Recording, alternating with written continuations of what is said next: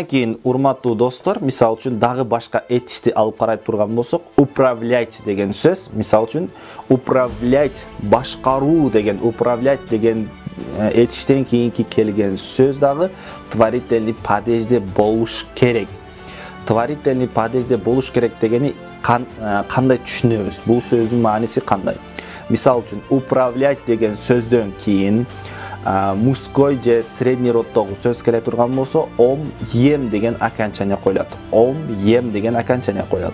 Ал эми женский роддогу сөз келе турган болсо, ой эй деген окончание кошулат. Эсиңиздерде болсун, ой эй деген окончание кошулат. Мисал үчүн, я управляю государством. Демек государство деген средний роддо, демек мужской средний родго ом ем деген коебуз дедик. Я управляю государством. Мен мамлекетти башкарам болот.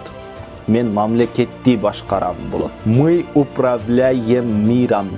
Биз дүйнөнү башкарабыз. Мы управляем миром. Мен мисал үчүн бизнести башкарам десек, кантип айтабыз? Сиздер деле айтып көрсөңүздөр болот. Я управляю бизнесом. Демек, ом деген окончание кошобуз. Мен магазинди башкарам дей турган болсок, я управляю магазином, да?